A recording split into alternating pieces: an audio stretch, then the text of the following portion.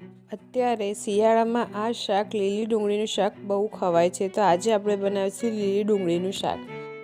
એક કઢાઈમાં આપણે જીરું નાખીશું, ત્યારબાદ તેમાં હિંગ અને સમારેલા ટામેટાં એડ કરીશું।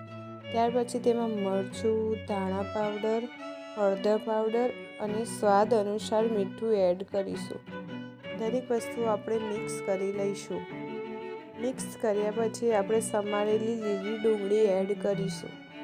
હવે દરેક વસ્તુ આપણે મિક્સ કરી લઈશું। ત્યારબાદ તેમાં પાણીનો થોડો છંટકાવ કરીશું, જેથી આપણું શાક સરસ રીતે બફાઈ જાય। હવે આપણે ઢાંકણ ઢાંકી દઈશું 5-10 મિનિટ માટે। શાક ચડી જાય ત્યારબાદ તેમાં આપણે ગરમ મસાલો એડ કરીશું અને કસૂરી મેથી થોડી એડ કરીશું, જેથી શાકનો સ્વાદ સારો આવે। જે રીતે આપણે ભાખરીનો લોટ બાંધતા એવી જ રીતે મેં ભાખરીનો લોટ બાંધી દીધો છે।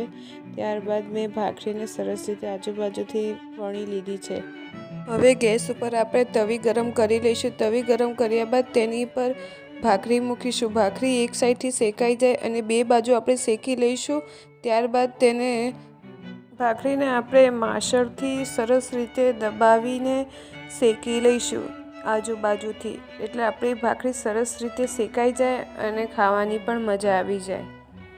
અને થોડું હલકી બ્રાઉન ટાઈપની આપણે ભાખરી શેકી લઈશું।